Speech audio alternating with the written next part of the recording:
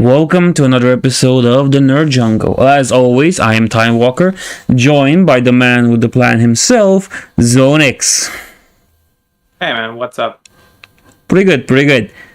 So today's topic, we're going to be talking about elves. Well, all kinds of elves. I hope you're ready for that. I'm always ready. Good, good. So let's lay some foundation here, like we're in a trial. And let's talk about the concept of the elves and how we kind of got to the point where we have the elves that we see on screen and the elves we're mostly used to, you know? Mm-hmm. So do you want to begin or should I? Well, as you mentioned before we started streaming, we can start off with the creation of the elves, or should I say popularization of the elves. You mentioned like Tolkien's work, right? Yep, indeed. So his elves basically set the standard for the modern elves, and I guess it's still used in all kinds of fiction. I'm not sure if you watch anime, but even in anime, elves tend to stick to that type of elf from Tolkien's Lord of the Rings. I don't remember an anime that I watched with elves on the top of my head, but I'm sure I did at some point. Yeah, man, like every single isekai, which is like, isekai means like you get hit by a truck and reincarnated to another world. Oh and no. In every yeah, it's funny. In every single anime that is isekai, if there's elves, they're like magic users that live in the forests and almost always use bows. Well, it seems Struckun knows where he's sending people. Yeah. To elves. They're actually probably the most famous fantasy race that exists to date, I think. Elves, dwarves, humans, and orcs. Probably elves. Yeah. Like I wouldn't say humans are fantasy like race, but yeah, sure. I mean, I guess in a way sometimes. But elves are probably the most famous fantasy race, I would say. Indeed, they are known through many places. There are stories. Originally, they started in Irish folklore, but there's always in different parts of the world are tales of beings that live in the woods, you know, and they have some of the features where either they might be fair or have long ears or something, you know, bits and pieces. Well, yeah, you're completely right. Like you have modern interpretations, like Western elves. I would say Tolkien would be considered Western interpretation of elves, but then again, you have stuff like Witcher. We mentioned it a few times. You have elves in Witcher, and though they're kind of nearly extinct, but yeah, there are elves. Yeah, and they fit the characteristic for it. They live in the woods, some of them not by their own volition, thanks to the humans, but yeah, they still have the same long ears. I'm not sure how fair they are, though. You know, how pretty. What do you mean fair? Like pretty. Yeah, they actually they look basically the same. From my, at least, view, they look exactly the same as humans, just with pointy ears. And maybe a bit more slender body-wise. Mm-hmm. So, like, basically generic elves you can find anywhere. Yeah, indeed. And I guess one else we should be... excuse me. Mm-hmm. Go ahead. One type of elf we should be really excluding from this is Santa's elves. Because I never understood how we got there. Because those are mostly gnomes, if you think about it. Yeah, I actually always saw them more like gnomes than having any relation to, like, say, Legolas type of elf and, like, Warcraft elves. They always reminded me more of goblins from World of Warcraft. Yeah. And I get... not green. I get where you're coming from with the goblins comparison. It does make sense. Okay. Since you mentioned elves from Warcraft, let's delve a little into that. Yeah, sure. So let's begin Like, with the start of elves, okay? Trolls. okay. Yeah. So basically, I'm sure you know the story already. The Warcraft elves came to be from dark elves that lived next to Well of Eternity, right? Dark trolls. Dark trolls, yeah. Like 16,000 years ago, I think, right? Yeah, it was about that.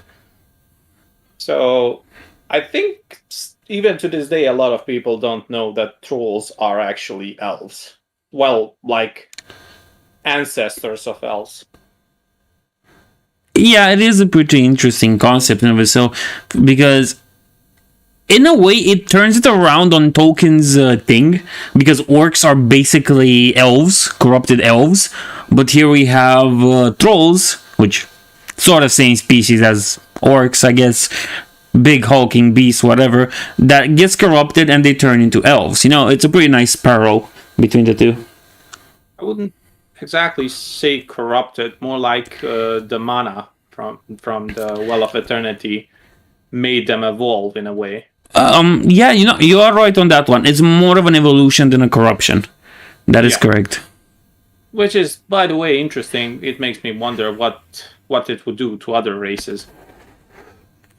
Um, since now in lore, the Well of Eternity is supposed to be the blood of Azeroth, so Azerite. I Oh, I don't, I did don't, not know that actually. I don't think it did anything during Battle for Azeroth. I don't think it changed any other species that touched it. Yeah, but like for the trolls, it took several thousand years for them to evolve. The night elves only started appearing like 10 to 12,000 years ago. No, 10,000 years ago, when it was the War of the Ancients, they already had a pretty vast and civilization. Yeah, So it's older.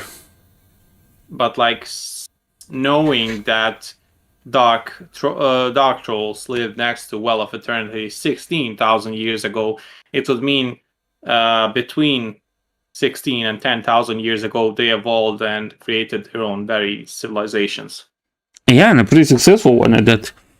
That was, in terms of evolution, that is really fast, but like in terms of Warcraft lore, we didn't have enough time for other races to be affected by it properly. Exactly. Funny how So they like, go yeah, on. go ahead. Sorry. Yeah, go on. I was No, just making a random I remark. was just gonna ramble, basically saying it would take quite a bit more time for us to see any changes in the races. Yeah, indeed, yeah, it would, especially if you go by the basic principle of evolution, where it needs to happen through constant time for a long period of time to get any, visible change. It's not like Pokemon's when Bulbasaur becomes Ivysaur, for example. Yeah, true. Though you can, like in Pokemon, give them items to evolve. So that's basically what happened to the Dark Trolls. They were given an item to evolve. You know what? Elves seem to have this thing in World of Warcraft and the Warcraft universe in general, where they tend to evolve and spread and turn into something else from the original point. Yeah. Somebody made the comparison between them and Eevees, but of course that's a bugman on Twitter that can't really that didn't know that the saying is Eevee.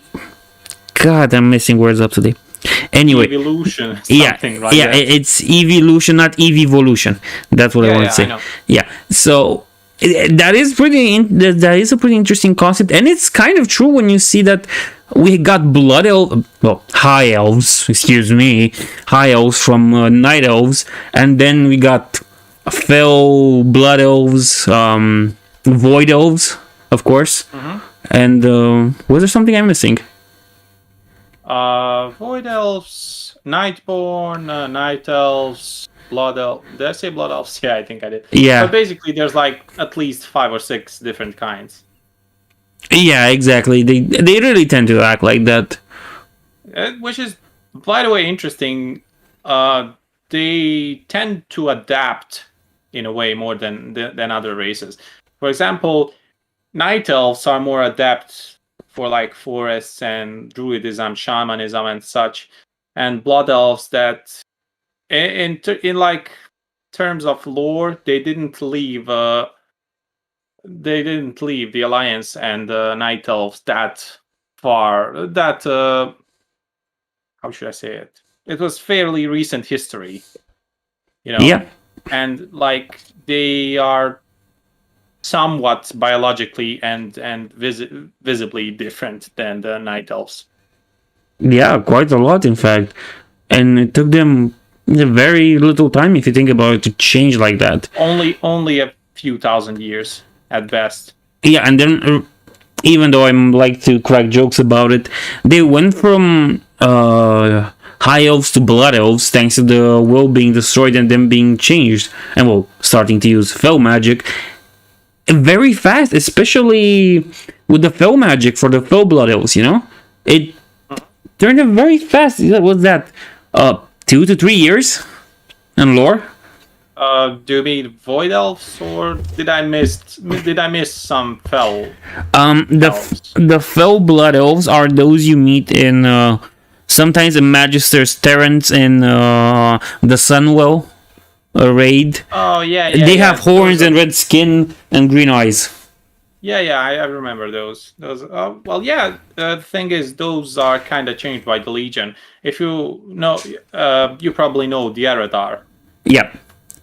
So Eredar are basically Draenei that got corrupted by the Legion. I wouldn't call that an entire different species of elves. Honestly, they're more like a changed version of them, Think it's forcibly changed version. I think it's quite fitting to put them as a sort of subspecies, in fact. Subspecies, yeah, I would say subspecies, but not like entirely different kind. You could basically make anyone become like Legion soldier or whatever. The Fel changes them and stuff. Yeah, it's very potent in doing that. Hmm.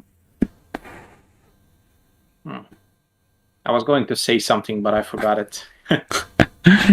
Well, to some relatives of the elves, and something I think both of us glanced over, the Naga. The Naga are also an interesting thing because while we saw fell blood elves being corrupted by the Burning Legion, we saw what Enzot did to the Highborn that went down under with their queen.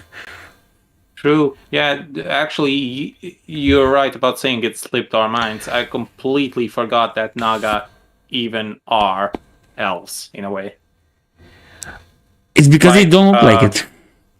Yeah, they really don't look like it. You can see some features from time to time, but not exactly. Hi, man. What's up? Hello, the Gregolada. What was I saying? Yeah. So basically, that's also what I would say a subspecies. They were also kind of forcibly changed by something else rather than evolving into it. Wait a minute. The Gregorada says, I think I gave you the subject in Twitter for the podcast. Yes, you did, because it was that discussion with you about Warcraft 4 and your mentioning of Night Elves that sparked the idea in my mind to talk about Elves today. You thought they were going to make Warcraft 4 or what? No, it was this higher up at Blizzard that said, what our feature for you like from the game, from any game you've played and whatever. And I've mentioned in it Warcraft 3 and Dawn of War 2 because they're very good starting points to get into the story of those universes despite being like in the middle or the end of it, And the Gregolada comments about Warcraft 4 and how they're gonna do it. And his last comment is regarding making a rebel night elf campaign that have forgone the moon and went more into nature. So Elune is like secondary, tertiary, whatever, and they focus more on nature. Which, yeah, but speaking of, I think the only possible that other thing for them to worship would be Tauren's Earth Mother. So you could have a faction of Night Elves just leave the Alliance and join the Tauren. You could have that, and since you have the Cenarian Circle and the Earthen Ring, there are ways you could do that, yes. Yeah, that's why I was wondering. I was just wondering what they could worship instead of Elune. But although Earth Mother is most likely Elune as well, but then again, you never know. Technically not. The Earth Mother is separate. The Earth Mother has two eyes, and one of them is Munshi and Anshi. Anshi being the sun, Munshi being the moon. I think. Yeah. So But that's that could still be like the same thing, you know. yeah, it could work the same way. You're right. People are always like speculating that they worship the same thing, and do you remember the talks where like people are saying Elune is an old god? No, I don't think I partook in those. I heard so many people saying Elune is most likely an old god. Wow. Although I don't believe them. She's probably well. We know her sister is in what's the nature place in Shadow? Ardenweald. I forgot. Yeah, Ardenweald. So we can assume she's just another construct. You know, it doesn't make sense, right? Well, like all Shadowlands lore, it doesn't make sense because the Winter Queen is supposed to be the sister of Elune, but the whole big guys in Shadowlands, like her, the Kyrian chick, the Denatrius, so on, they're 3D printed robots. Yeah, but isn't her sister? You know what? My theory on it is that they're all like all the gods. Like I mean, the Elune and the Shadowlands ones. Mm-hmm. Well, not exactly gods, like Denathrius and so on. My theory is that they all call each other brothers. So that's why I think Elune is just another one of those constructs. And she calls them brothers and sisters, probably. No, because when the Winter Queen and the chick from Bastion talk, they don't refer to each other as sister. The Winter Queen refers to the Primus as old friend rather than brother, which, yeah, it would make sense from what you say. I missed that, I think. But if Elune's sister is one of the constructs, is she one of the constructs? I'm not sure about that actually. We don't know. We don't know. That's one open thread. But like she most likely is in my mind. She should probably be one to have some consistency in the story. Yeah, it would be weird if she was something else. But then that's what I'm saying. That's what implies that Elune is just another construct. Mm-hmm. It's weird lore, honestly. Yeah, with Shadowlands it is. Elune is so old god, she has Alzheimer's. She forgot about them all. That's a good one, Tigregolada. Yeah, but doesn't Elune like... Wait. So, like, when Ysera died... Yep. We saw her, like, go to the moon, and Ysera was sent to Ardenweald. Yes. Right? Yes. So that means that there's connection between Ardenweald and Emerald Dream as well, right? It should technically be, but I don't know. On this one, I don't know. Like, Emerald Dream wasn't exactly destroyed. It was just still there. Weird. I think Sarah should have went to Emerald Dream when she died.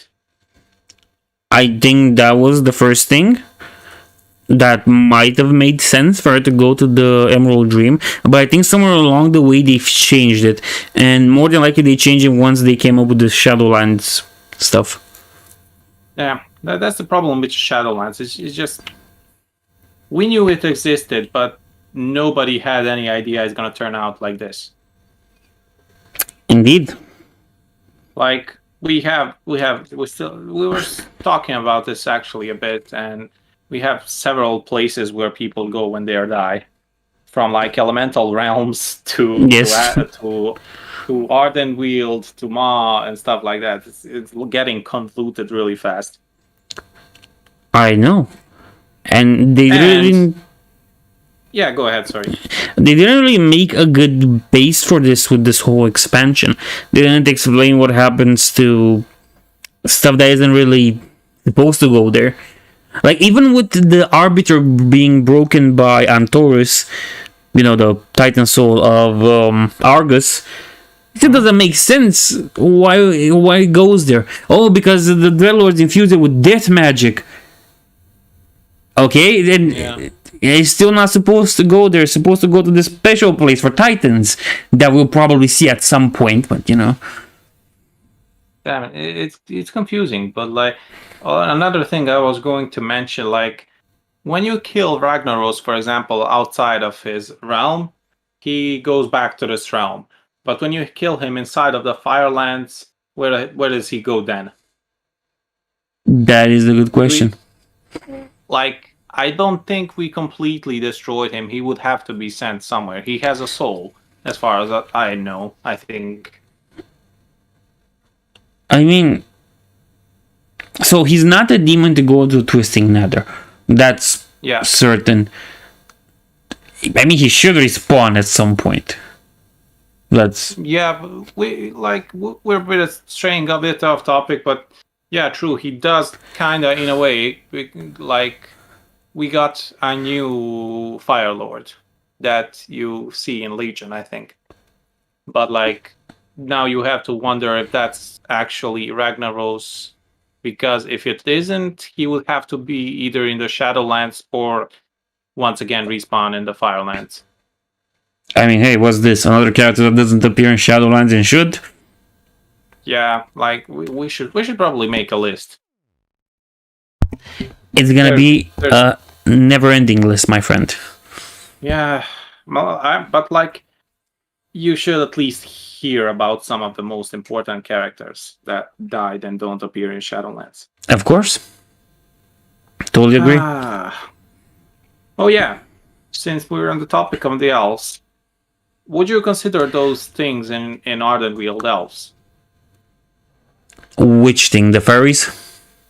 No, not the fairies. The satyr-looking ones. Oh yeah, sorry to interrupt you. Go ahead. We'll keep that in mind. He mentioned Halls of Valor. Yeah, that's exactly another place where dead go. Yeah, that is true. Although you have to be like either like strong warrior or something like that. And by the way, we did see Odin's Valkyrs interact with ones from Bastion and ones from the Maw. If you did a campaign in Shadowlands. Yep, you do see that. I agree. Yeah, that was also interesting tidbit. So like, Halls of Valor do have connection to the Maw. Okay, so yeah, I was asking you if you think those are also elves. You mean the guys that are half reindeer, half whatever? Yeah. No, I don't think those are elves. Why not? I'm gonna be honest, I don't think those are elves. They might have a certain thing that makes them look like elves, but I don't think they're elves. They seem way too weird to be classified here. But then again, you've mentioned satyrs, and satyrs are also technically spawned from elves. And almost all are male. And the ones in Ardenweald are almost all female. Yeah. You notice that? Yeah, I did. So, like, my idea is bad satyrs are almost always male, and good are female. Yeah, and that's how they end up. Good one. Well, you mean, in a way, when satyrs are corrupted, male elves are corrupted, they become satyrs. So, like, maybe when Soul of a Night Elf dies and goes to Ardenweald, it eventually becomes one of those satyrs. Possibly, yes. That would make sense. Then again, we have more elves in Shadowlands. What's your thought about Ventir? Oh, come on, we're not classifying Ventir as elves. They look almost exactly like Nightborn and Night Elves. Yeah, I mean, they're supposed to be vampire-ish creatures. Not really elves. Come on. I don't know. They got pointy ears and the skin for it, I would say. You know, now that you mentioned the skin really feels appropriate, and now I see your point of view with making them elves, but more on the line of drows, you know, dark elves. Drow elves, yeah. Yeah. Drow elves. I forgot what the correct pronunciation is. But yeah, like drow elves were always. We don't exactly have dark elves. Like night elves aren't exactly like drows. Yes. But yeah, Ventir kind of fit that role. Though I kind of like Ventir, not gonna lie. Yeah, they are interesting, and it's one of the more better-looking zones, in my opinion. Goat woman in the heavens, those 40 virgins. I'm not sure I understand that actually. So he's saying goat women in heaven. Are those the 40 virgins? It's a joke about Muslim suicide bombers, you know. Oh yeah. I think it's 72 actually, not 40. But yeah, sure. I forgot to ask. Are you a Muslim? Yeah, man. Ah, okay. But don't worry, I can take a joke. I'm not gonna walk into your house with a couple of red sticks, you know. yeah, I get. No, I asked because I think I drew that conclusion, but you know, it's better to have confirmation. Yeah, don't worry about it. Feel free to say whatever you want. I don't care. Not exactly. Well, it's a bit off topic, but Bosnians are not exactly like your typical Muslims. I know. Not like Bosnians are far more tolerable. I guess you could say that. Oh yeah, I know that European Muslims like Bosnia and Albania, if I remember correctly, are different. Sorry to interrupt you again. Go ahead. Yeah, Albania is actually a bit more extreme than Bosnia. Bosnian Muslims will let you do whatever you want. Albanian probably won't. Yeah, but I wanted to say that technically these European Muslim countries are different compared to their Arabic counterparts, who are more extreme in their things. You know? Yeah, I would actually agree completely. Like in Bosnia, you still have separation of state and religion, and you have like stuff from gay rights to, I guess, whatever you want. You don't even force women to wear hijab and stuff like that. That's not even an option. Interesting. But let's go back to our elves for a moment. Yeah. Yeah, we're talking about drow elves. You said the night elves don't really fit the drow elf theme or like aesthetic. More nature elves than like drow elves. Drow elves are in fiction presented like ones that like use dark magic and like hide in shadows. Exactly. And if anything, go ahead. No, I don't want to interrupt you. Go on. Okay, so here's an interesting thing about Warcraft and their elves. Before we had night elves, we still had high elves. But if you've played Warcraft 2, I think that's where they appear, you will see that those elves, the original high elves from Warcraft 2, are more in line with the Legolas feel than with the diverse cast of elves we find ourselves now from Warcraft 3 onwards. Yeah, they're kind of an interesting case. I think most of them are gone by this point or like became blood elves or something, right? No. There's still Illyria and her void elves, and there's still the Silver Covenant in Dalaran. Oh yeah. Well, they're not like massive factions, you know, but no. Yeah, I understand what you mean. Silver Covenant was always pretty cool. I remember doing quests for them to get Quel'Delar. Oh yeah, that's awesome. Great sword. And yeah, overall I would say elves have probably the most expansive history in Warcraft by far. And like the subspecies as well have pretty awesome story. I've always liked like blood elves and Quel'Thelars. And the origin of Quel'Thelars. If you read that story, how it was founded. Yes, I did. Pretty awesome. Like when they built it on the burial grounds of the trolls, and they had to go to war constantly. and how they taught humans magic. Do you remember that? Oh, yep, I do. It was pretty good time, I think. For the elves, and later on it became a good time, I would say. You know, when the trolls weren't a problem. Well, they weren't a problem when the elves realized you can teach a human to become a mage really, really fast. And then you can burn them. Yeah. Well, the races in Warcraft were never like at good terms with each other anyway. So, what you gonna do? Yeah, I mean, that is correct. That is correct. And it's called Warcraft, you know. Yeah. So you like have to have.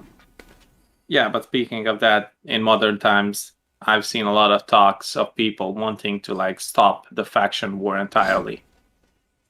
Elves are changing race based on environment. Yeah, that's actually exactly what they do. Yep. Well, not entirely, but you have Nightborn who adapted to the Night Well.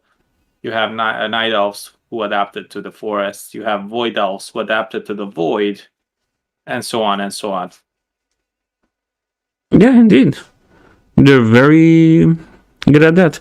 You could probably create more species if you're in the mad scientist route, you know? Yeah, too bad Sylvana's gone, or else we would have undead Night Elves and stuff. Oh, they really Though missed. we still do. Yeah, we still do have those. They really missed an opportunity with that one for the Dark Rangers. I don't see another time when it will be appropriate to bring that into the game. Well, I heard like Sylvanas perhaps becoming a neutral faction and teaching Alliance in the Horde how to become like Dark Ranger or something. Isn't that just speculation? Yeah, but that's exactly what it is.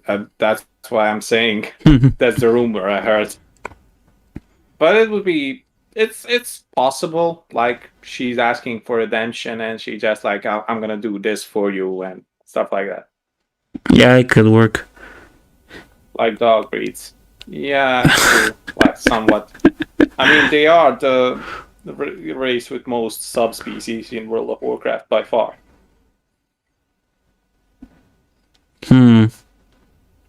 Yeah. Yeah, That's they right. definitely are. They are. Okay. I once again forgot what I was going to ask. We talked about Night Elves, about how the Ventir are more draw-like than the Night Elves. About Warcraft 2 Elves. Should we go back to the Naga? If you want to, sure, let's do that, I guess. Because go on. Yeah, there are also subspecies of the Naga too. Like you had Legion Naga as well, and as the normal. So like it's a subspecies of a subspecies. Bug Elves.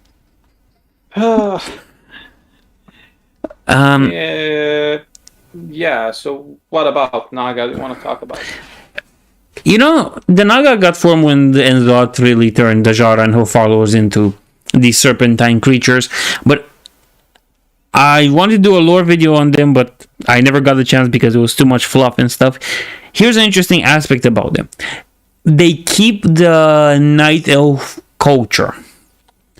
They are exactly, there are matriarchies. They still keep the same matriarchies that the Night Elves had. And the females... that makes sense, honestly. Trying to interrupt. No problem. Because they are still mentally the same race, even though physically they've changed. Not really. They're not mentally the same race. The men turn into more brutish creatures than with lower intelligence, while the females still keep that intelligence. There are exceptions for the males, but they are rare, to say. They're still an interesting race in my mind. I will actually be down to have like a race of Naga.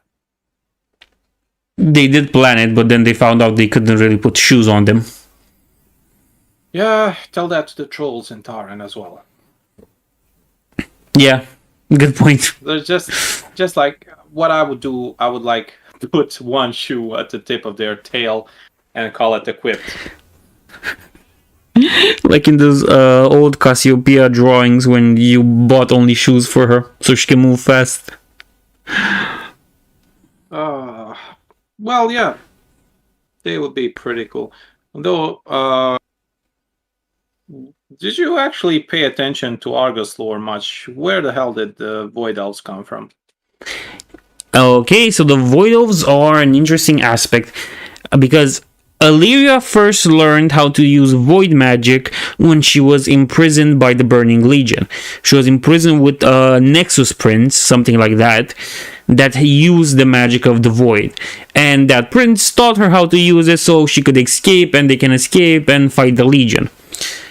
How did the other elves learn void magic is because the Blood Elves exiled some let's say non-compliant elves that really were not that big into flow magic or light magic, and they started dwindling into the void and trying to do experiments until at some point they get stranded upon what's basically the void elf starting zone, and you go there and you save them and they regain their minds and now they fight the void inside their head.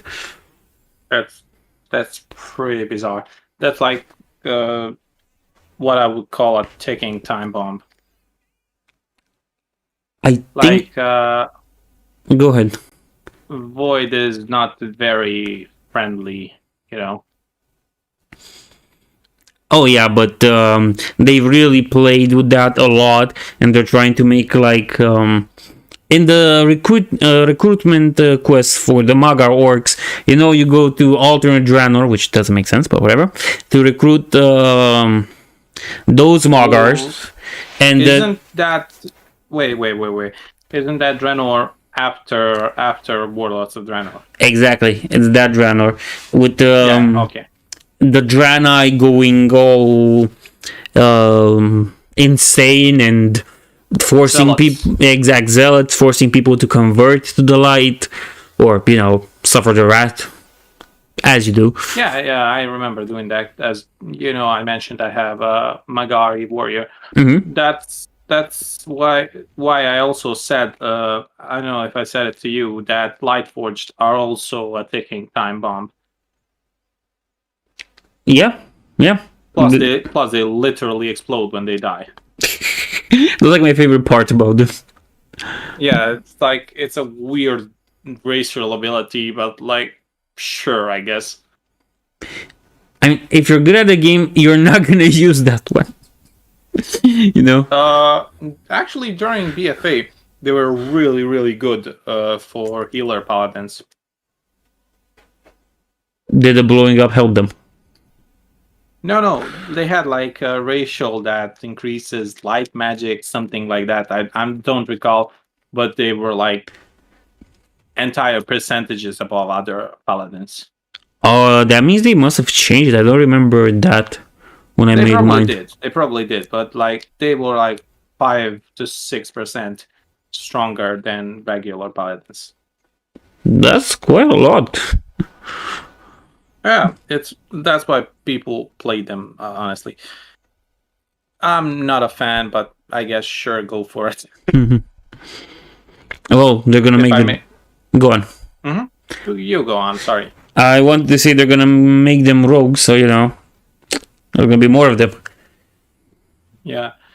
Well, how can I say this? You have like now you have several races that like can go evil fairly quickly. If we get an expansion about like Army of the Light, we might see the Light Force turn against us. Quite frankly, I wouldn't really want to see them go full evil, Degrangalada said, I thought that if you said about Lightforge taking Tabel, I was thinking how they go radical in general. Yeah, that's Yep. what I mean. And plus, I'm pretty sure they can be mind controlled. by the light or something like that. I don't recall where I heard that, but I think it's possible. Oh, I know what you're talking about, and it's about that Naruxera that wanted to turn Illidan into a light forged, and it's presumed that she used the light to control Turalian in such a way. Well, it was not really as much control as charm him, to do her bidding. Like suggestions what he should do. Mm-hmm. Is that what you mean? Yeah, exactly. Like making him think that's the right decision. Yes. So yeah, so that's actually more powerful than outright mind control in my mind. So like you could instill into them that so they can think like Alliance is evil and Horde is evil, and they would just like almost instantly turn away from the Alliance and the Horde. Yeah, and compared to mind control, where at least there's the excuse there that you are not really in control of your action, you're gonna do this willingly. Yeah, and you keep the skills and stuff like that. Mind controlled people, not the greatest fighters. I mean, Anduin's the boss in this dungeon, so I think he is. Dungeon? Not dungeon, I mean raid. In this one, the sepulcher of the first ones. Oh yeah. Well, I didn't even watch the cinematic, but I can guess what happens. We just save his ass and oh, don't get me started on that cinematic. I hated it so much, is what made me unsubscribe. Man, it's like I they didn't even release it, and I was like, yeah, he's the boss, so like they're gonna save him, and it's gonna be like cry, I'm so sorry for my actions. And I forgot. It's not it even came out. It's not cry. I'm sorry for my actions. That happens after the fight and a bunch of the story. Well, yeah. That he was kind of mind controlled as well. I think, right? Yeah, he was. Though, when I saw his cinematic with Sylvanas, it seemed like Sylvanas was as well sort of, as you said, charmed into doing what she did. The book just reveals that she was dumb enough to believe the jailer. That is absolutely insane thing to say. She's probably the smartest person in the Horde. Doubts, but yeah. Seriously. They really butchered a bunch of characters with this one, with Shadowlands. Yeah. If their excuse is she was dumb enough to believe it, that's just absolutely pathetic. Yeah. Sylvanas is by far the smartest leader in the Horde. No one wants absolute order or absolute chaos. That is true, Dragon Golada. The best way is to find, the middle ground between those two. Yeah, that's actually completely true. Like, even now, both Alliance and the Horde are kind of neutral. Inside, I mean, not towards each other. Mm-hmm. Like, although Alliance tends to be more order-like, they're not, like, executing you for minor crimes, which is something that Lightforge Zealot would probably do. I mean, they literally wanted to execute every single orc that didn't want to join them. Yep. And they had Grom's kid there, which is funny. Yeah. That's actually a pretty good story. I liked it. It was just like, what do you call when you see the future for a bit? Divination? Well, not exactly, but like we saw what might happen with the Lightforged. Foreshadowing. Yeah, foreshadowing. That's what I meant. We saw what eventually they might do on Azeroth if you let them. I mean, yeah, but there was nothing exactly forced them to go insane after Warlords of Draenor. Here's the thing where there's a separation between the timelines and the actions that happen in them. Remember that the Army of the Light in the alternate universe was still a thing, and that's how they convinced the other Draenei to join them. But in our timeline, the Army of the Light is not really what it used to be, and they lost their biggest seducer, if I can say so, about the chandelier. You know. Yeah, but he's like just one of them. No, Xera was responsible for the big thing. I'm pretty sure it was implied that the reason why Zera came first was like he or she, I'm not sure what it is, basically fired itself towards Azeroth. I think it's also Xera that sends a few Naru to the Draenei in our current Draenor Outland. You mean in like Shatra City? Yes, Adal, and a few others they had, because once the Blood Elves come and take the Tempest Keep, they use one of them to siphon magic and send it to True. That's Silvermoon. another weird point, because there are some Naru that do absolutely nothing. They just like chill in their cities, and then there's this one that tries to start an army of the light and like holy war. Yeah, Like in Shatra during the entire Burning Crusade up until current day, you had two Narus that do almost nothing. and remember, there's a Naru in Revendreth as well. I don't recall that actually. After you defeat the Denatrius, you don't kill him, because of course they can change the story in random moments, but they can't change it to be good. He somehow gets put inside his own sword. You know? Oh yeah, I remember. I forgot the name of the sword, but it's quite cool name. I forgot. Damn it. Let me check. I like the voice acting for the sword.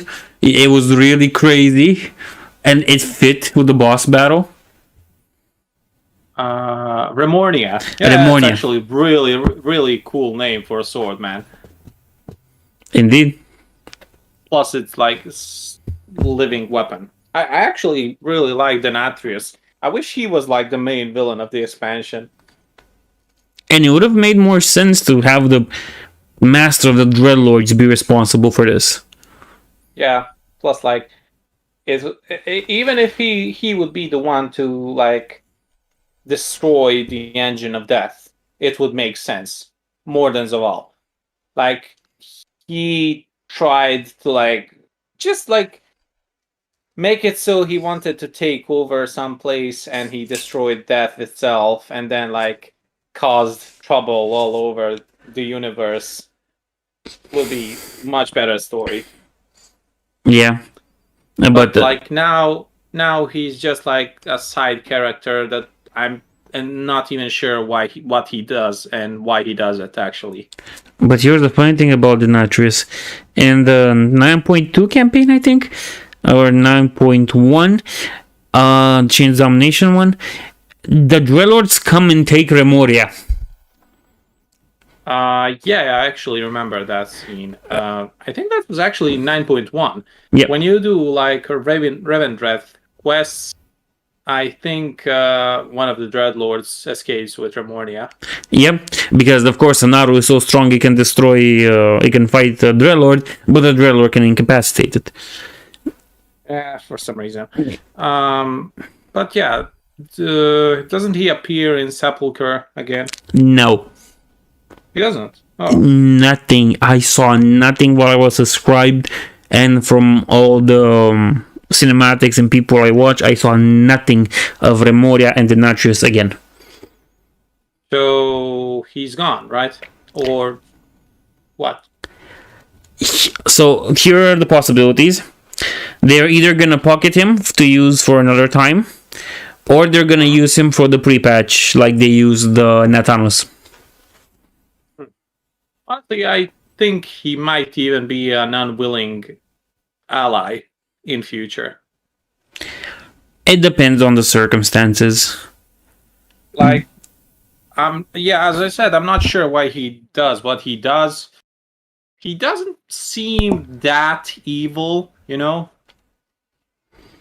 So the explanation for him was that he had it for years upon years on end to see the sins of mortals and to see them not really caring about them. And that's what turned him to Zoval's side of remaking reality and giving a big FU to the Shadowlands.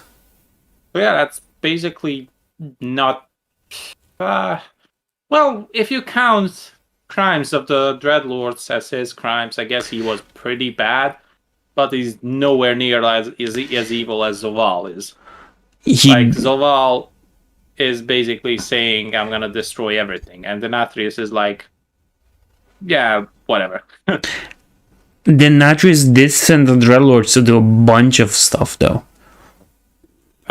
Yeah, true. Oh, yeah, wow.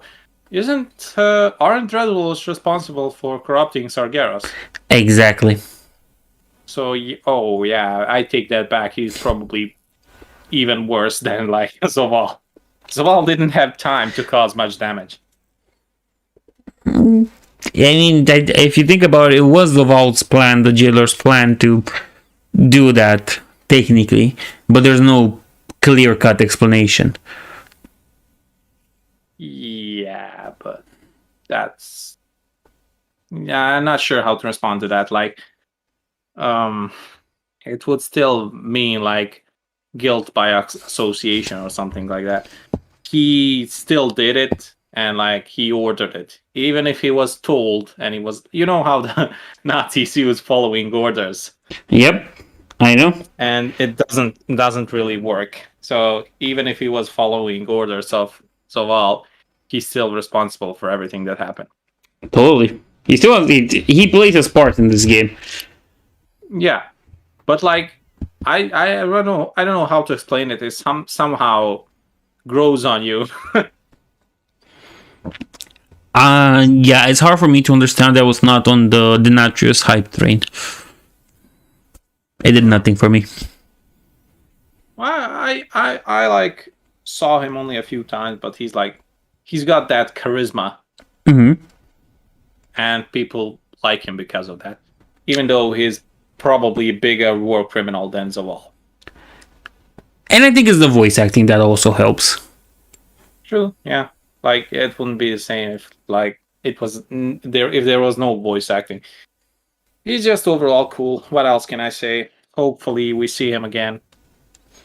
We probably will. Yeah, just matters how. Also, I think Ventier might be another allied race. Yeah, I don't think they're gonna do that too soon. What do you think? Because, sorry to interrupt you. Go ahead. Because, like, in the last patch of last 2 expansions, 2, we got allied races. But that's not really a certainty, especially now when in Dragonflight we're getting the Draktyr. Yeah, but that doesn't mean we can't get an allied race as well. I mean, if you look at that expansions, well, it's kind of bad to compare it to Cataclysm or Mist of Pandaria or the Burning Crusade, where we got new races, because allied races were not a concept back then. No, I mean, like, in Legion, we got a new class basically similar to Draktyr, the Demon Hunters. Yep. Like, they are not exactly the same as regular Night Elves and all. And we got allied races as well. Didn't the allied races come in Battle for Azeroth, though? During Battle for Azeroth, they came... Wait a minute. Did we get allied races in Battle for Azeroth? I can't recall. I think we got them there. Yeah. Oh my god. Yeah, we got Zandalari and Kultirans. Yeah. Yeah, true. Well, I guess it might not happen because Shadowlands is kind of a stepping stone. I don't think even the devs care about it anymore. It really looks like nobody cared about the Shadowlands. So, in WoW, you have like weaker expansion followed by a stronger expansion and so on, usually. Yeah, usually. Usually, yeah. like you had Warlords of Draenor and then Legion, which was extremely good. Then again, we had two in a row that were fairly mid. Yeah, they work as good expansions, like Battle for Azeroth, World of Draenor. After the expansion is done, once you can out level and overpower some stuff, or when you don't have to worry about anything in them. I'm actually like genuinely hoping that Dragonflight ends up being good. I can understand why. I'm on the fence with it. I mean, you always need to be in the fence in World of Warcraft, especially modern one. Like, how can I say this? From vanilla was okay. Then you had Burning a Crusade, which was good. Then you had Wrath of the Lich King, which was awesome. And then another Cataclysm was pretty good. Mists was pretty good.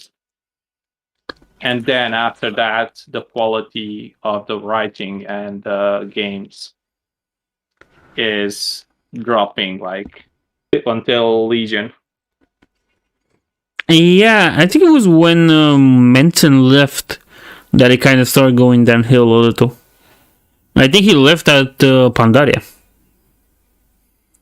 Yeah, and Pandaria, like, PvE wise was pretty bad, but zones and PvP was great. I love Pandaria PvP.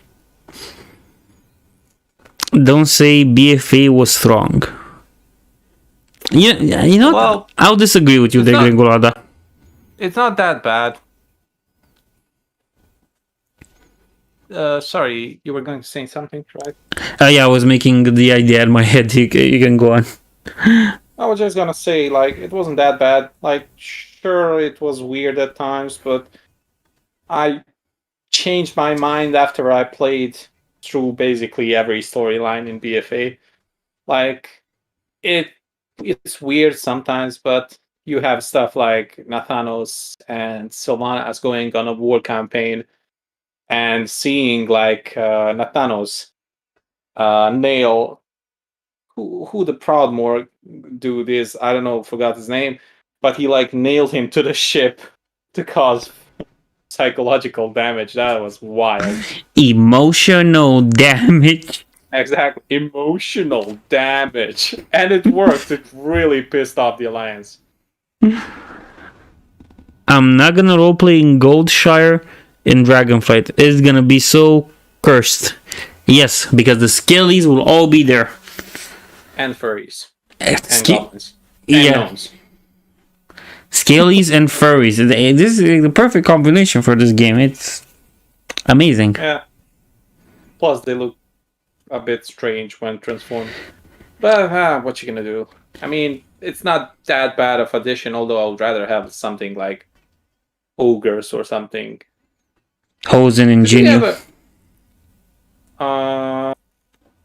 Yeah, that wouldn't actually be bad. I forgot to ask, did we ever go to like what's the name of the islands where ogres live? I can tell you where they live in Outland. No, they have like their own empire somewhere on Azeroth. I forgot its name. When you say Ogre Empire, all I can think about is the one from World of Draenor. Yeah, but that's not the one. I'm 100% sure they have like islands on Azeroth. I'm not sure. I don't know about this. I'll just look it up eventually if I find it. But yeah, there's like a continent that they have.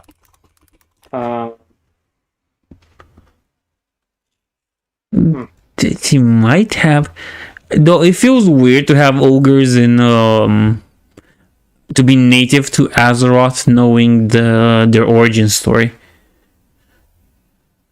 I don't know. I think I read that somewhere, but might be my mistake. Never mind. Ignore that comment. Having another set of islands would probably be too much on Azeroth. I'm not sure what are they gonna do after Dragonflight. they're literally running out of space on the globe. We're probably just gonna go into a different planet again. You know? A different Not realm. the worst idea, honestly. Just like make another world where you keep exploring it for additional expansions. You know, that's a good idea. We could Like starting a war with the void and then just like conquering planet upon planet. yeah, you basically create this multi-expansion idea where each expansion is something, and the final thing at the end, you fight the Void Lords. But until then, you do an expansion on Planet X that has corrupted Draenei, for example. Yeah, like having to retake several planets in order to like get to the to the Void Lords. That would be actually pretty cool, but I don't think Blizzard would ever commit to like a storyline that, not exactly storyline, but like villains that take longer than a single expansion. Yeah, I agree. They probably wouldn't go that, but it is a good idea. Like almost every villain in WoW was finished in a single expansion. Yes. Like if he appeared as the main villain, they're gonna end up getting killed or like removed from power in that expansion. Though Garrosh kind of broke that curse, but Garrosh wasn't the focus of Warlords of Draenor anyway. Gul'dan. Yeah, Gul'dan's an example. But Gul'dan was still never the main villain of his own expansion. Yeah, I mean, the Legion was, but yeah, you are correct. Like in Warlords of Draenor, he appears several times, but he just causes trouble, and like you have to fight like kill Jaden or something. Archimonde. Same shit. Sorry. No, Archimonde is green, Jaden is red. Yeah, but I'm saying like, who cares? They're exactly the same. Yeah. Same model, if I'm not mistaken. They basically serve the same purpose. I literally cannot tell the difference between the two. I have to actually watch out for their names to care which one it is. Did we kill both of them, by the way? Yes. If I remember correctly, like, yes. Permanently. Yeah, kill Jaden's out of the picture. Archimonde, I'm not really sure right now, but he might as well be gone as well. Legion is kind of in disarray completely. I wonder if Legion can be unified by some other leader. It should. It totally should be able to do that. Because if you can get the demons under your command as Illidari or as a warlock, it is clear that the chain of command can be broken and can be restructured. You know? Yeah. Like, you had minor factions within Legion already, like that worked sort of like under Sorgeros, but had their own goals and stuff like that. Yeah, exactly. So like you could have like a warlord or something that assumes the command of the Legion. It doesn't even have to be that strong, you know. He just has to like command them. He just has to be strong enough to get command of a few, you know, and then it just builds up. True. I hope we're gonna see. Go on. It's gonna happen. It's gonna happen eventually. I'm almost certain of it. Because my theory is that we'll need Legion for something in the future. Oh yeah, they will reuse it. I hope leaving it be just like that would be really lame. Indeed, it would be lame. There are probably millions of Legion soldiers alive still. Yeah. We didn't like we didn't exterminate Legion. We just like imprisoned their boss. That doesn't stop the army. And destroyed the higher command. Yeah, but like as with Scourge, when we removed the Lich King, there were still millions of undead roaming around. Yeah, exactly. Just There's just more of them than you can deal with. Yeah. And we had resurgence of the Scourge a bit recently. Something's going on there. Mm-hmm. So I think in the same way, that's what's going to happen with the Legion as well. Yeah, oh, yeah, totally. We're gonna get that. So what can we talk about next? Who's your favorite elf? Wait a minute.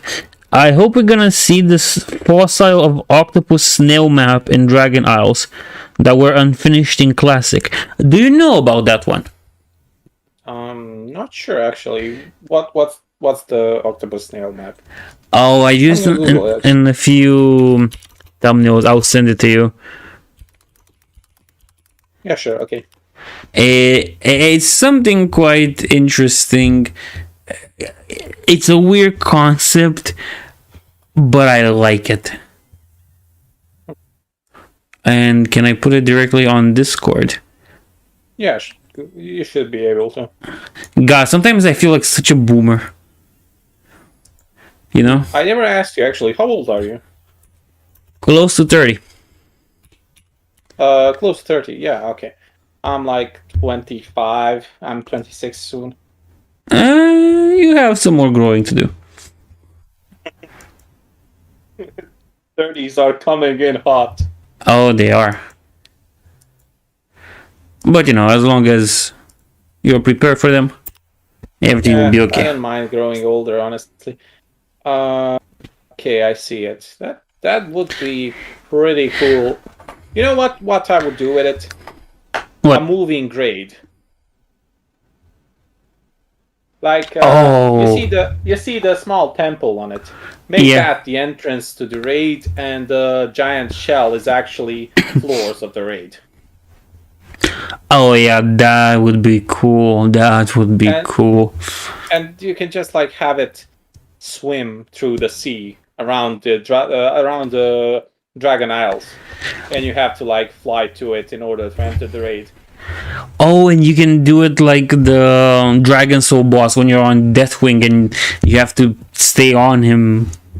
Yeah, that would be cool. Yeah, but that thing is clearly too big to like actually fight. I'm like almost entirely sure that there are some things inside of it. I mean, you have literal temple on it, so most likely there's something inside of it.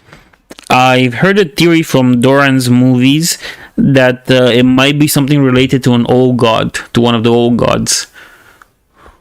Yeah, could be like either a place to hold something or some raid dungeon, I guess. Mm-hmm.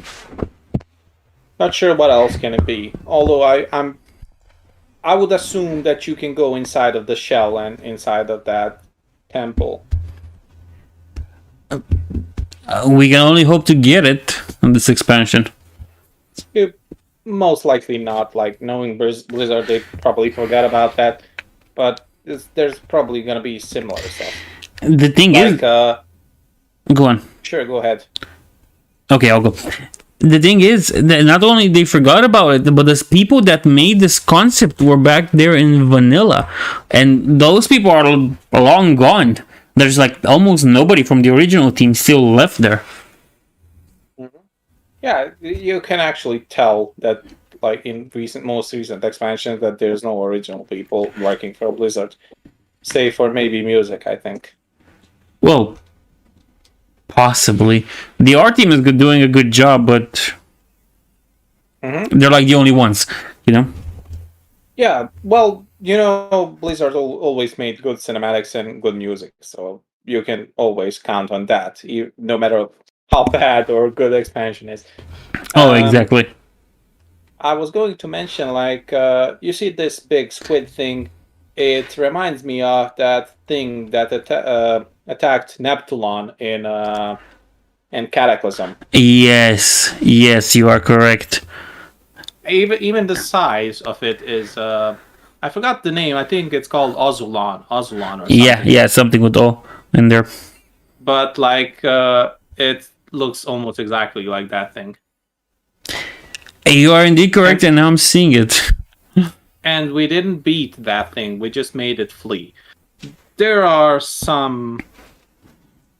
There's interesting things to see in what's the zone called? Something V. Let me Google that.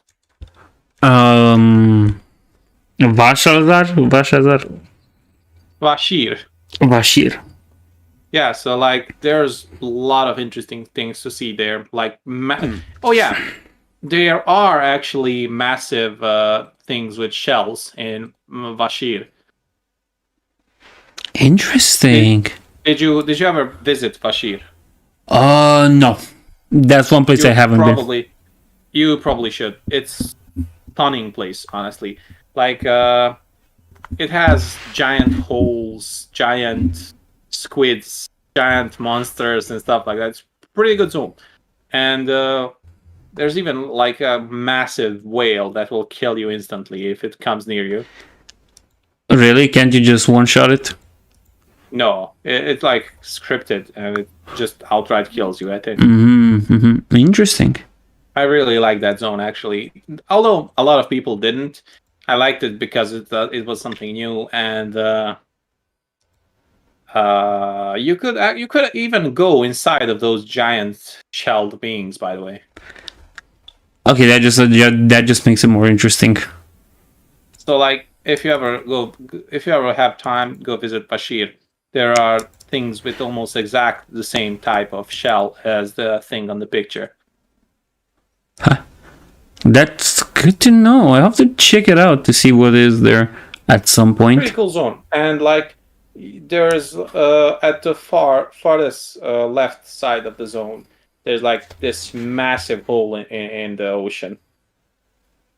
A hole in the ocean. Yeah, like you can swim to it, and it's just like darkness below you. Isn't that the maelstrom? Where the maelstrom is? Not sure. Actually, it might be, but like, let me just send you the picture of the zone. Okay, send it. Oh my god, it came with something else.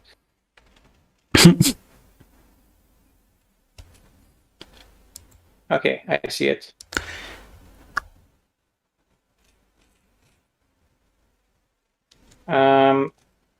Here you go. You see that shell on the map? That's basically one of those shelled creatures, and it's really massive. It's uploading, sorry. Yeah, it's okay. I'm waiting.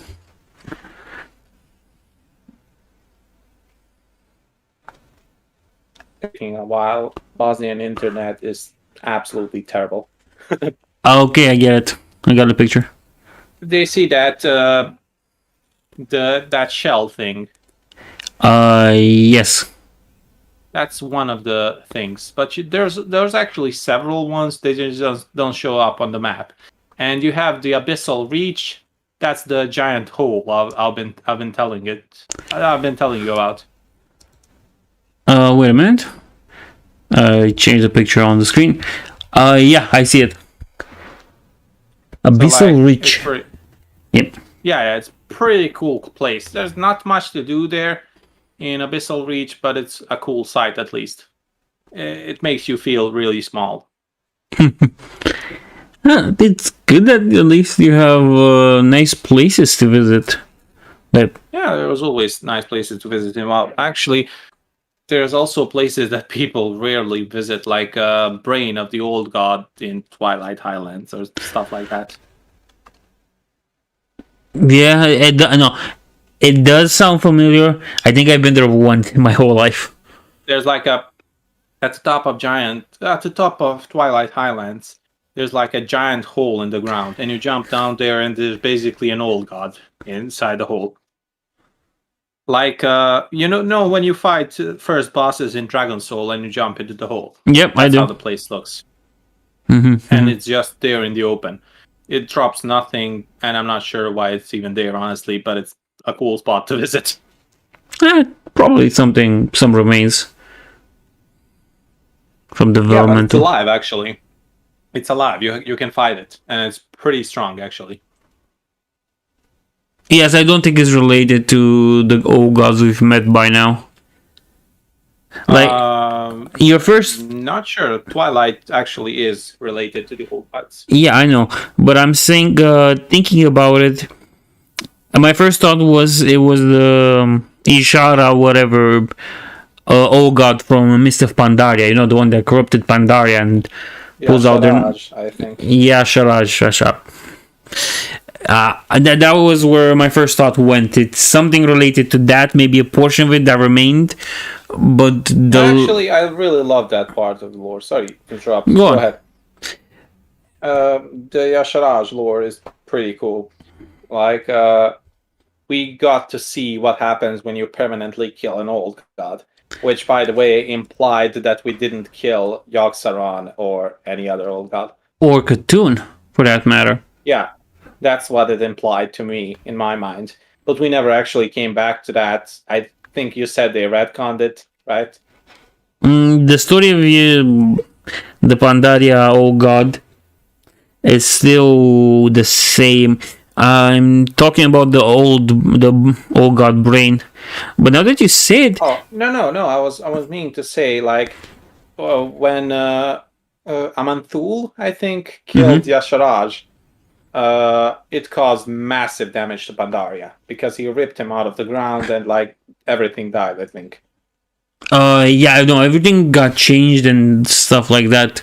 If I remember well, yeah. So that's why I think, like, my headcanon is, like, if you permanently kill an old god, it causes massive damage to the zone. Something we didn't see happen to, like, Silitus, although admittedly there's not much that can happen to Silitus, but, like, you also had a Storm Peaks, where Yep. you would probably see damage to Storm Peaks. At least, or remember the thing in Battle for Azeroth, Nihilota, within Zot. Yeah, I didn't do that raid, actually. I know they killed Nzoth eventually, and not sure what happened afterwards. I think Nihilota just sank to the bottom of the sea again. Could be. But yeah, like, it's basically implying that we don't permanently kill them, we just kill part of them, or either just reseal them or something like that. Which really just says that by now the only Olga we might have killed, but none of us have a confirmation for that, is Enzot. You know? You mean by the fact that Nilota fell? Yeah. Yeah, okay. Yeah, that would make sense because you got to see visible damage to its surroundings. But it's a cool thing. I would like to see. There's nothing in Silitus. No. Yeah, except for a Splinter and a nearby old god. Yeah, exactly. Nothing is Silitus. Nothing of importance. Silitus is probably the most dangerous zone ever to exist. Like, you got a giant sword that's just nobody would go near it, and then you got Kingdom of, like, Khatun and so on. The Kingdom of Bugmen. Yeah, but imagine, like, knowing that I think a lot of people, like Fendrel Staghelm, remember Khatun. It wasn't that far in the lore, right? It was some thousands of years, but yeah, he still remembers it.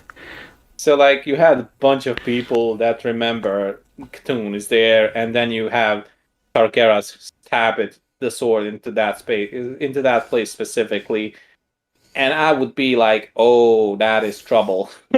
if I knew what was there, you know. Yeah.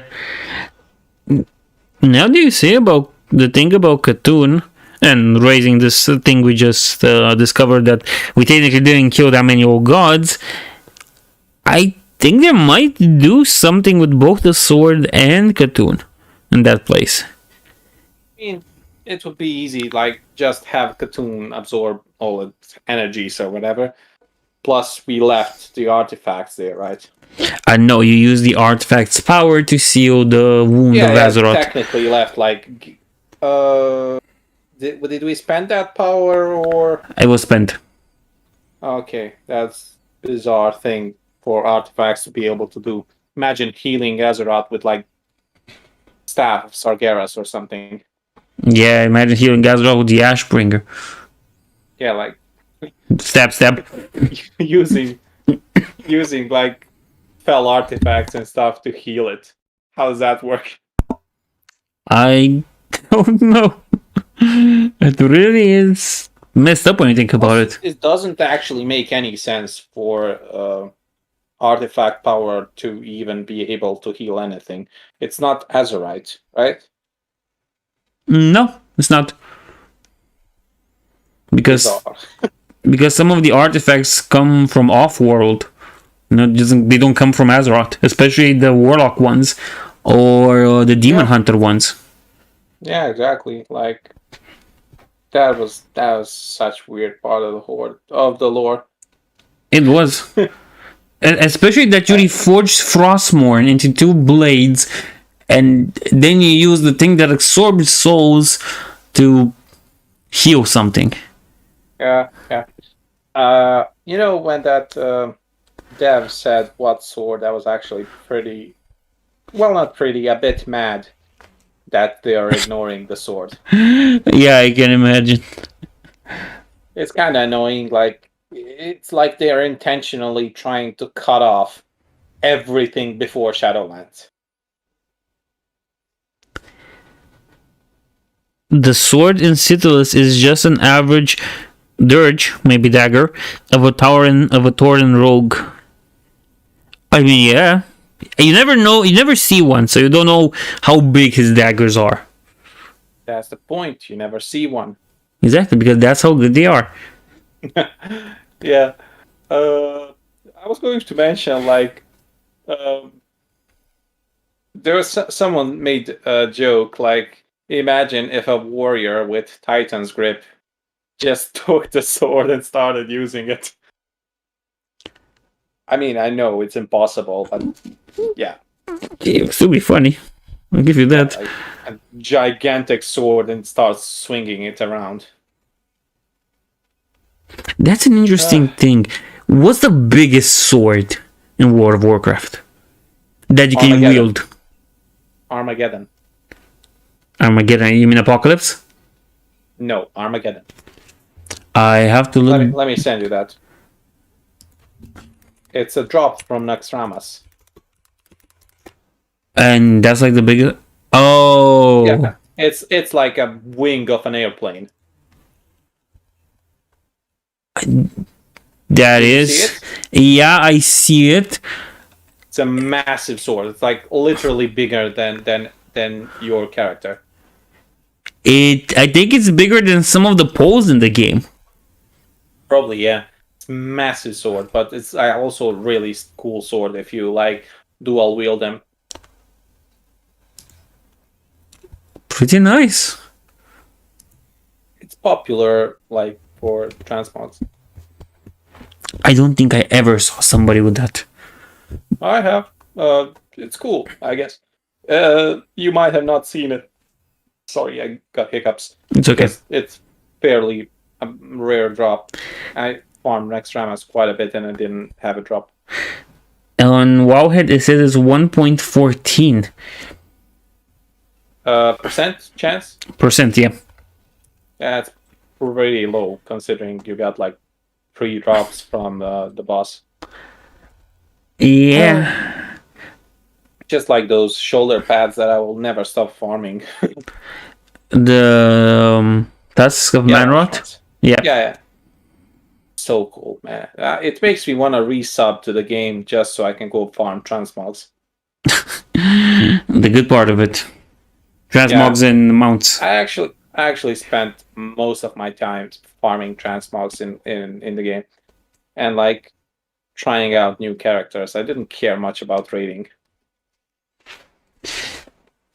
Yeah, I also went to that route recently. You know. Eh. Are you still subbed? Not anymore. I was referring before I closed it, you know? Oh, yeah. Okay. What? Someone can cosplay a character from a slice of life anime. Berserk with the sword. Oh yeah, that slice of life anime Berserk. Yeah. I mean, the Golden Age arc, amazing. I mean, Berserk's cool until 2016. Yeah, with the horrible animation and stuff. I saw. CGI is basically killing anime at this point.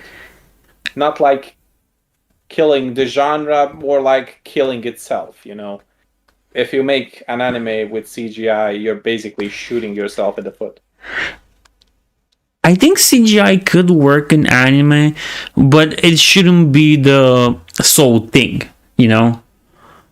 Maybe. Yeah, but like, even if it's not the sole thing, you have anime that uses it like a bit, but like the CGI is like 20 frames per second or something, and it's almost always looks like the item that was made with CGI looks plastic and soulless compared to the rest of the show.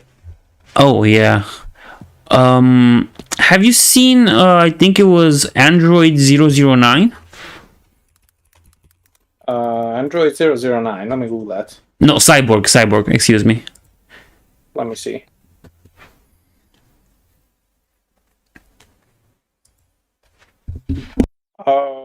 That I did not see that. That looks really, really old. It does look old, and there is a Netflix adaptation of it, something post story about it, and it's entirely made in CGI. Yeah, it happens. There are a few that are entirely CGI. You had like X Arms, and people were memeing it to be like the best anime ever, and it's rated like 5 out of 10. That's the curse of CGI. People absolutely hate CGI in anime. It just ruins. It's not meant to be part of the genre, you know. Yeah, it does feel like that. It does feel like that. I think this guy's name is Nuts or something. He definitely is nuts. Yeah, for good reason. Yeah. I mean, he definitely had a good reason to go nuts. Yeah. Regarding CGI in anime, this is an interesting fact. In One Piece, in this one, the Wano arc, you have this, what's it called? Kaido. In his dragon form, he does really feel CGI at points, but not really. It is strange to me. I don't think that One Piece would ever do CGI. It just ruins the feeling of it, I guess. Do you actually watch One Piece or what? Yeah, I do. Oh, you do? Nice. I didn't know that actually. I caught up to like episode 1000 or something. You still have a way to go. I'm almost reaching it. Close to day, you know? To what? To 1000? No, close to reaching it and like being on the day with the episodes. Oh, okay. I have like 5 or something. I just like leave it for a while after and wait for it to catch up. Wait for it to get like 50 or so episodes. That's how I watch it. Yeah, but overall, I was always a big fan of One Piece. Yeah, it took me some time to get there. Though I have to admit, Wano arc felt a bit rushed. It does because they're using like 1.5 chapters for each episode. Not that, but in terms of like power scaling, you had Luffy losing to like Doflamingo only recently, nearly dying actually to Doflamingo, then going to like Whole Cake Island. I hope that's not spoilers, but like he barely beats Cracker and almost nearly dies to Karakuri, and then just runs away from Big Mom. And then you got Wano, in which he almost instantly starts beating up wings of the warlords, you know, like Queen and so on. Yeah, but he's still learning in Wano some stuff. Yeah, but it's like how convenient for you to be beat up and dropped in a jail where you have a guy who just happens to teach you a new skill that actually works on the warlords. Okay, come on. It's a shonen. In the end, at the end, we know Luffy wins. Okay, we're here for the Yeah, but journey. and you had another massive massive. Well, yeah, retcon is proper way. If you know about Nika, Doesn't sound familiar. I might know, but the name isn't tell me okay, anything. okay. I'm not gonna spoil it, but Luffy gets another power up and a pretty big one. Okay, interesting. This is from the manga, right? Yeah, yeah. Yeah. Okay. It's a bit odd, but you'll see it soon. Can't wait. The ending of Golden Era gives me the end of Evangelion vibes. That's a weird comparison I never made. The ending of the Okay. Golden Age to end of Evangelion. Not gonna lie, I never actually watched Evangelion. It gets messed up at some point. I don't even know on what drugs the guy started doing. You know, like I know some parts of it, but I never took the time to watch it. understandable. It has some creepy stuff in there though. Maybe So One Piece are the friends that we make along the way. Yeah, that's basically something along those lines. It's most likely not gonna be some kind of treasure. Like there's just no way. yeah, no. I think Oda said in an interview that the One Piece is not the friends we made along the way. That there is something there, and it's not friendship or something It's metaphorical. knowledge. It's knowledge or something like that. Not even Because sure. if you know the episode where Roger and so on make it to Laugh Tale, Yeah. although that was also a retcon, it was called Raftel, and then it was changed to Laugh Tale. No, Uh, it's not really a retcon. It's more of a difference between written and spoken words. You know, you get false friends like you have with English. you mean Japanese having trouble to Yeah, pronouncing yeah, with L. L? Yeah, Yeah, that could be it. Although I liked the name Raftel a bit more. and get it. But yeah, when he found the One Piece, he laughed for some reason, and that laugh might be either One Piece is something really silly or just a tiny island with a sign or something.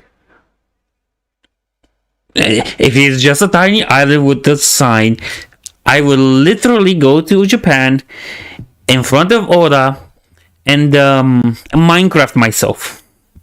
You do know that we actually had that we saw how the island looks a bit, Yeah, we did. I know that. and it doesn't seem like anything massive. It actually does seem like a tiny island, or We'll have to see when we reach that point. if we actually stay alive that long. Oh, we should. Probably, yeah, but even Oda is a bit old, Not, I don't want to jinx it, but dude is overworking himself, and didn't he have 3 strokes? You have to understand that Oda is one of the more, what's it called, free mangaka in Japan. He gets to get as much free time as he wants or needs. Yeah, I know. He can take breaks forever. Naraku the Warlock, yeah, it's still running. It's at chapter 1048. And Dagran, They yeah, can go I know ladder. I know how it ends. I actually spoiled it to myself. And it's a weird anime, if anything. But what Probably did not the most depressing thing I would have ever watched, because I've watched some really depressing stuff. why do you torture yourself? Well, sometimes you run into an anime and you think it's good, and it turns out to be mega depressive. It's not intentional. Yeah, Yeah. Can you give an example of one of that? If you ever watched a romance comedy, you would know. But like, if you want an actual example, let me hit up my anime list. I thought you were gonna reference that slice of life, but at the end it ends with the guy's head in the bag. School Days. School Days, yeah. That actually got what he deserved. I don't care about that. Okay, I'm gonna believe you. It was karma that killed him in the end. It was karma. Yeah, like he stepped on a karma. Let me check just real quick. Sure. Some depressive example. The My Gringolada. internet's really slow. Everyone is sleeping on Black Lagoon. Peak anime. It Watch is. it. And it also has the advantage that it's not a shonen, it's more of an adult anime. An adult thing, Black Lagoon is basically like Steven Seagal movie, but like protagonist is female and people like her. I mean, like I would going around shooting, beating people up, and stuff, and so on.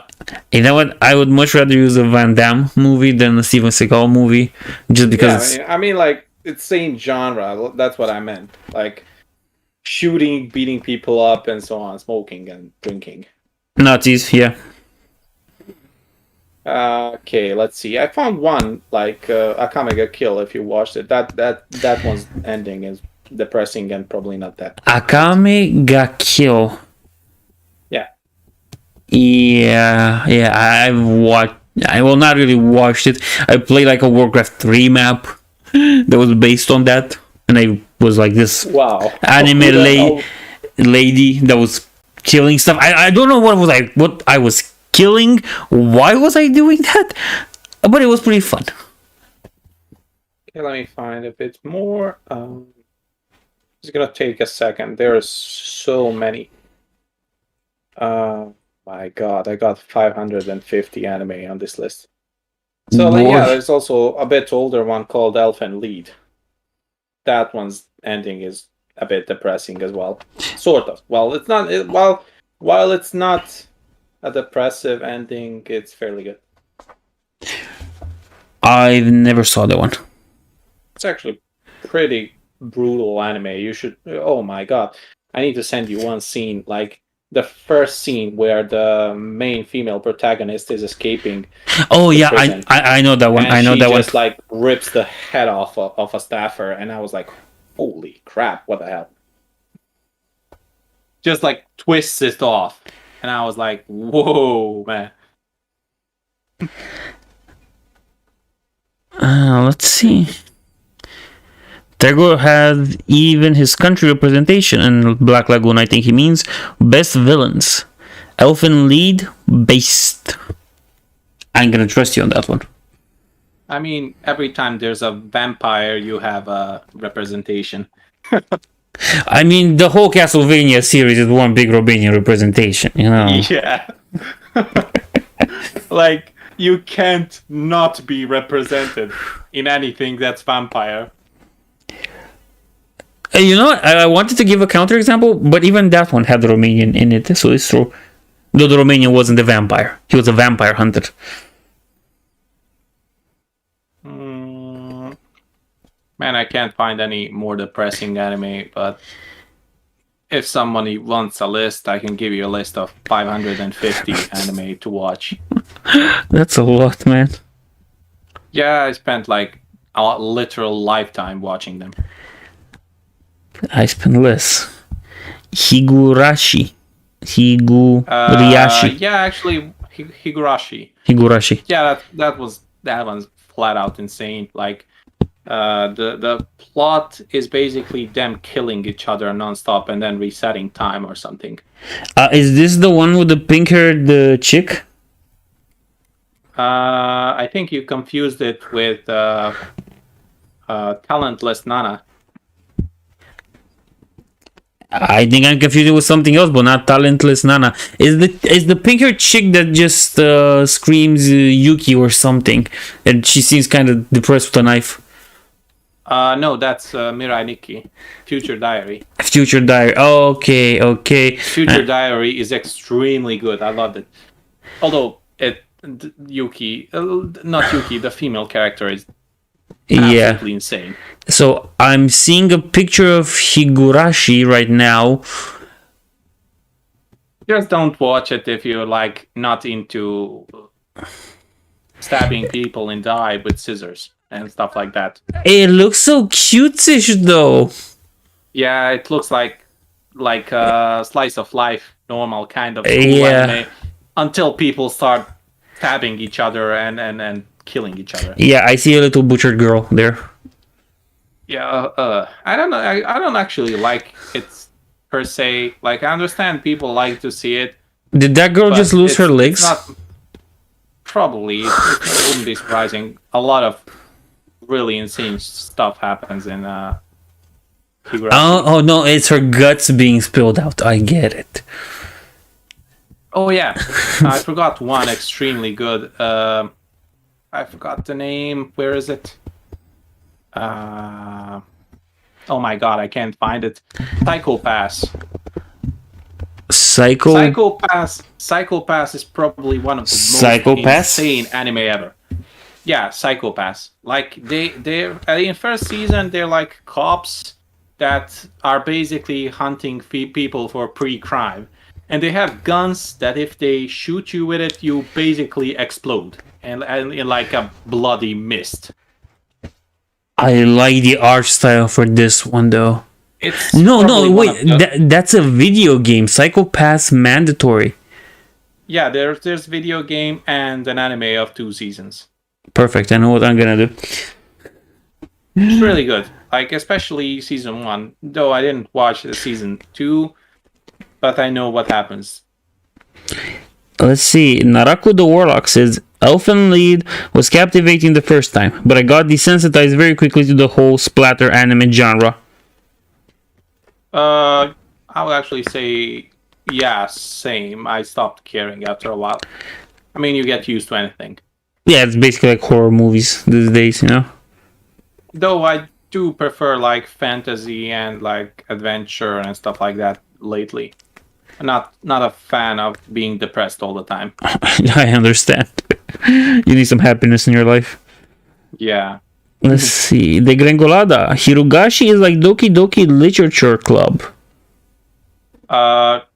Not exactly. Like Doki Doki Literature Club, that's one of the games. Like, it has some brutal stuff, but not at the same level as Higurashi, I would say. Yeah, I also don't think it's at the same level. I saw a girl's guts being spilled out. And that's not even the worst thing. Yeah, and that's not even the worst thing. And Doki Doki Literature Club didn't really do it that much for me. Yeah, you get to see a bit people hanging around, you know. Yeah, I know, like you usually like do. That. It's not that insane. Like, Higurashi is flat out. Basically, the whole plot of the anime is them killing each other and mutilating each other. For a prize, I guess. Yeah, I mean, is it worth? Depends. How good are you at stabbing? I don't know. Never tried. Did you? Well, some chickens, for food, but that's about it. I probably wouldn't even be able to kill a chicken, I think. It's understandable. Big fan of animals, that's why, probably. Oh, yeah. More than likely, that's why. I mean, the world restart. Oh, okay. Okay, so that's what they're fighting for in Higurashi. The world restart. Oh, yeah, it does.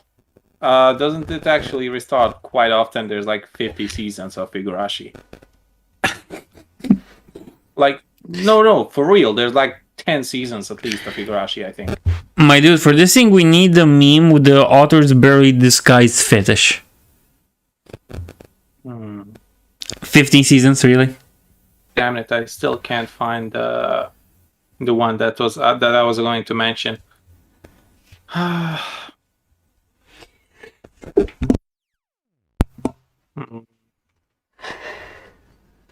never mind. Oh yeah, another brutal one is Helsing Ultimate. If you watched, Oh yeah, I've watched that one.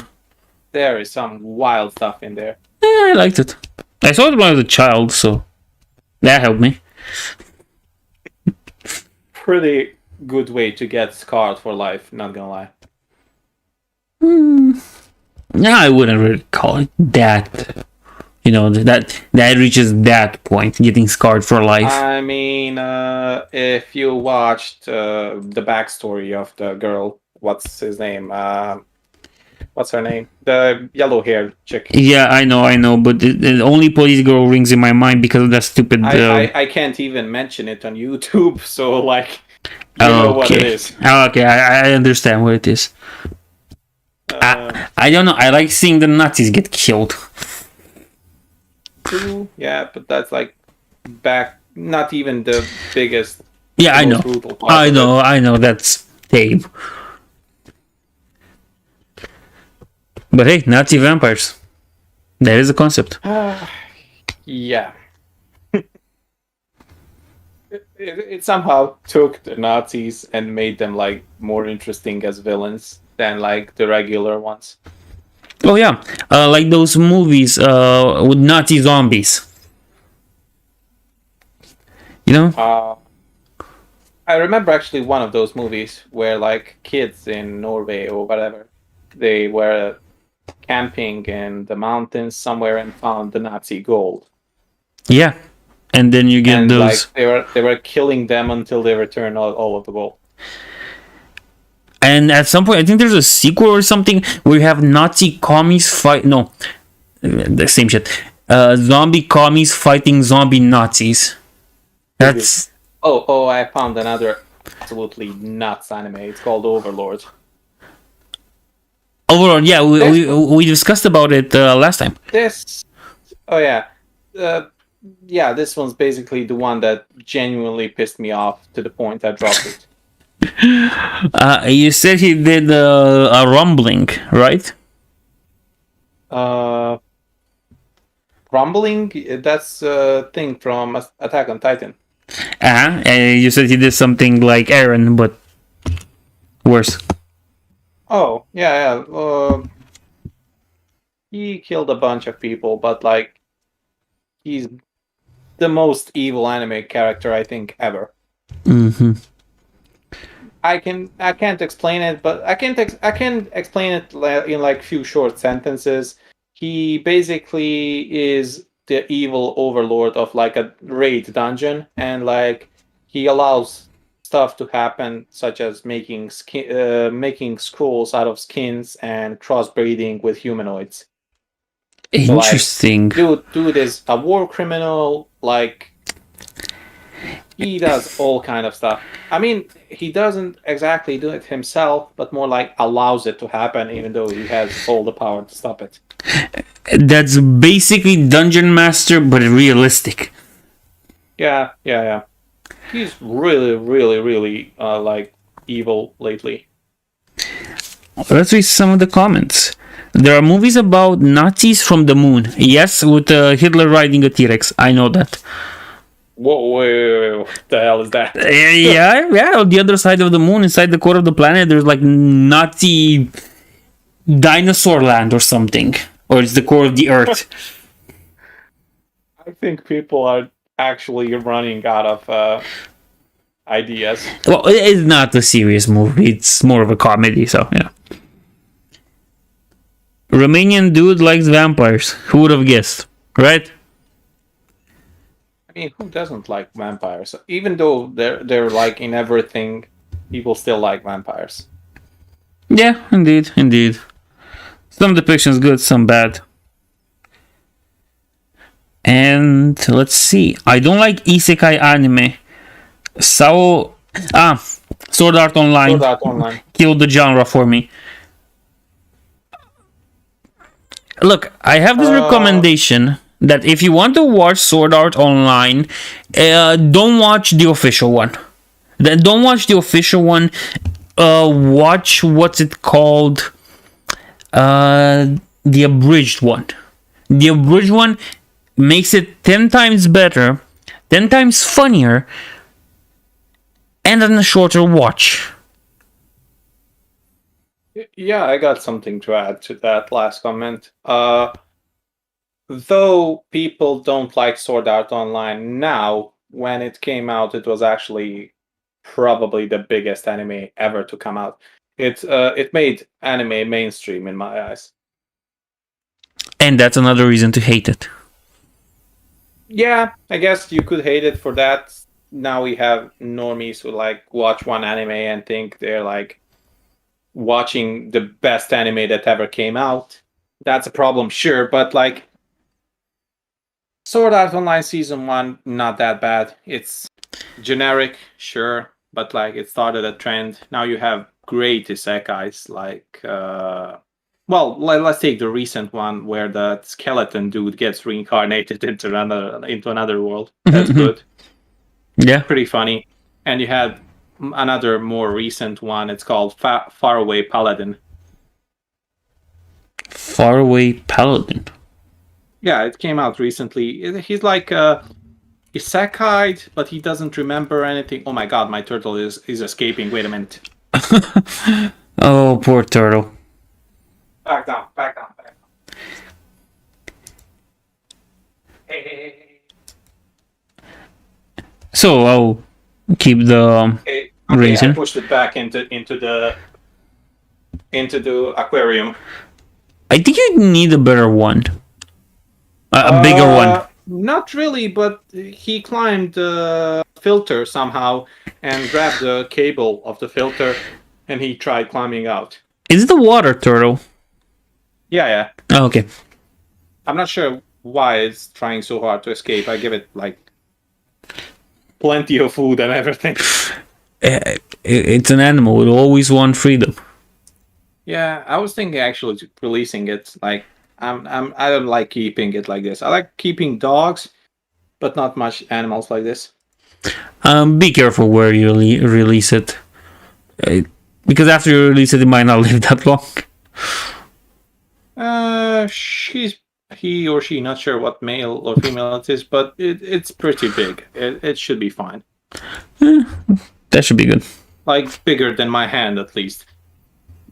As I was saying, like it started a trend of isekai, and now we have a bunch of them coming out almost daily. Yeah, with interesting names. Some of them. Mm-hmm. Yeah, like,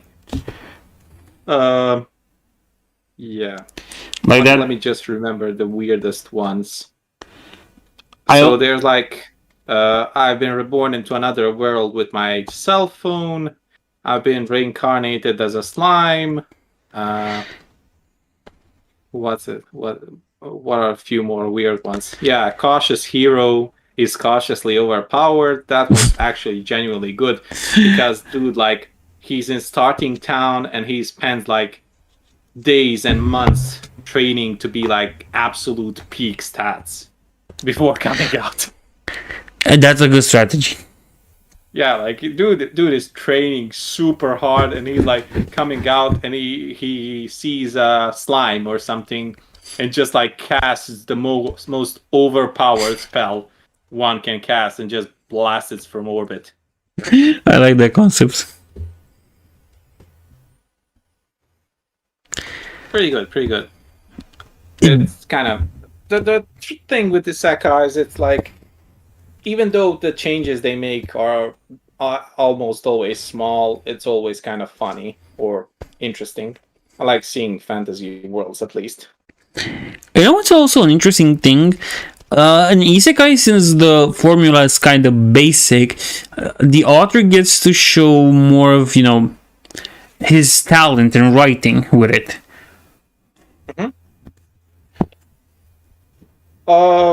Sometimes there are actually isekais that are carbon copies of each other, but like 2 out of 10 are almost always really, really interesting and unique.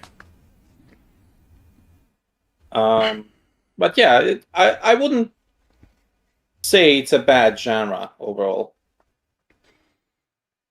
No, not at all. No, not Like, nowadays, at least. yeah, it like at start there like many anime tried to copy Sword Art Online. You had a bunch of those VR games and so on. But yeah, it's a good genre. I would highly recommend things like Log Horizon, Grimgar, um, Faraway Paladin, mm,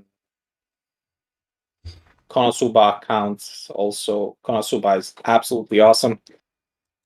That's Uh, about it. I would recommend, but I will post the link to my anime list. Inuyasha, I will also recommend because Inuyasha is That also an isekai. wait. How is it in a Isekai? He's the son of a demon. I'm not sure. It's Kagome that lives in the normal human world, and she gets transported to the demon world or ancient world. Is it? That's a reverse Isekai, I guess. No, it's an isekai because they get transported to the place. It's a normal isekai. Yeah, but like Isekai genuinely refers to like when a human gets sent to another world, not And, like and Kagome is a you human. had reverse Isekai, such as like what's it called? The devil is a part timer, where like Yep. demon lord from another world gets reincarnated into the real world and ends up working in McDonald's or something. I want to see Actually, isekai where truck and truck driver is going to this world too.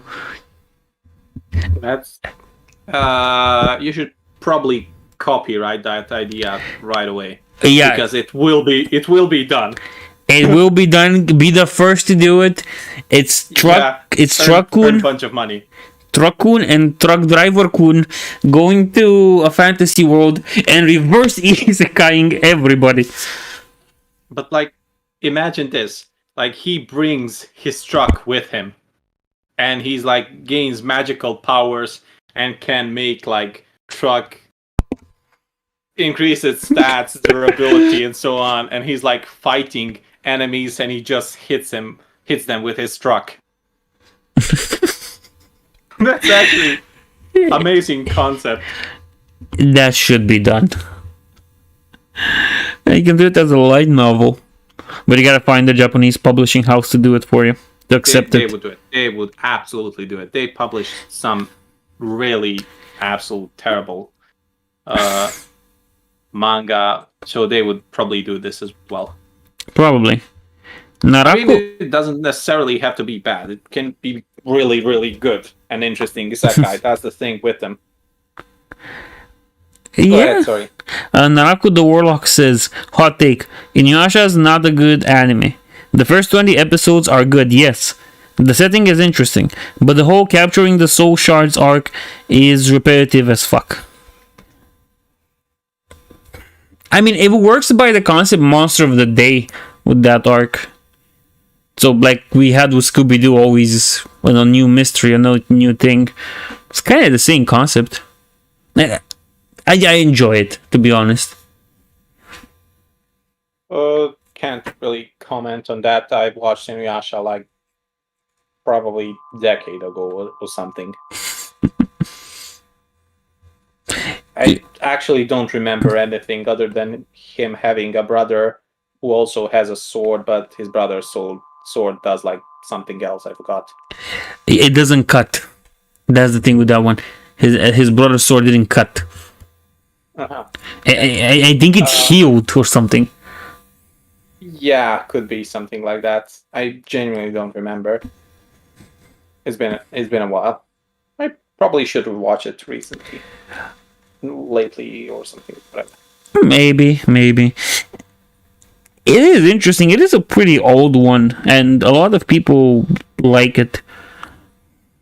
Yeah, it's one of the classics. Like it falls in the same category as Bleach, as Gintama, as even like Gurren Lagann. Those are what I would call classics and so on. Makes sense.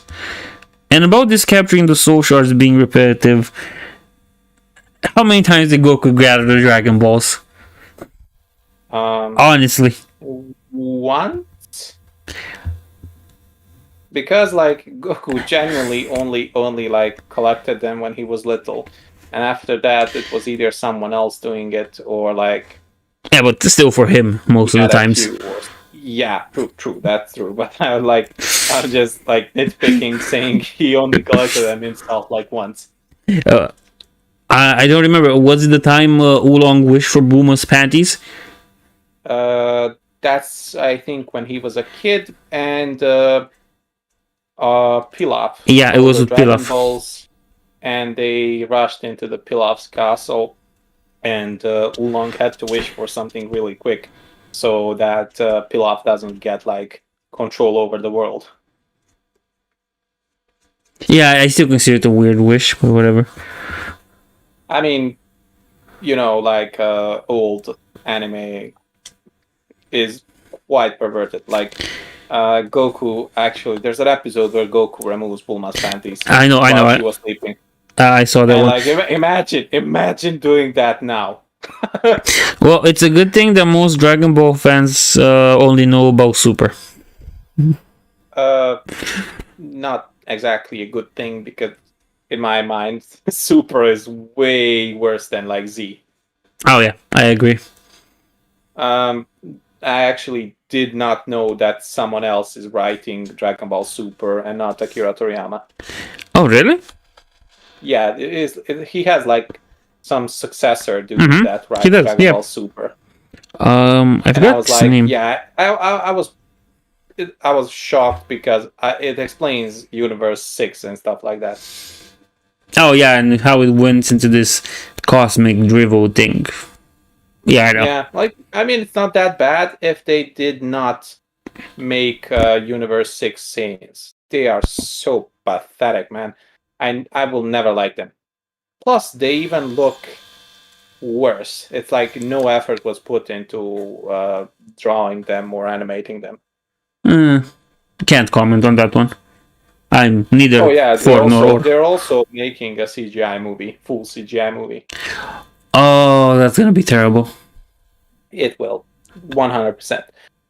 Broly movie was good, but it also had a couple of terrible CGI scenes, like when they go into the another dimension.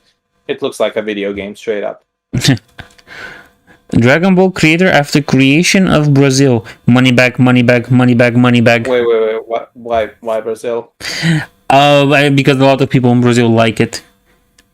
I mean, a lot of people overall like it, honestly. Yeah, but certain countries go the extra mile.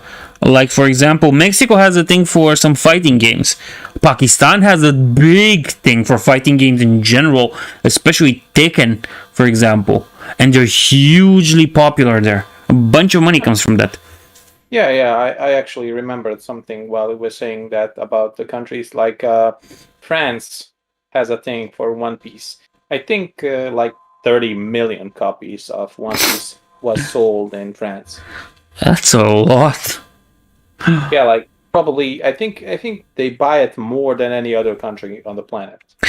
It still won't make me like the French. I'm gonna be honest. True. And Canadians.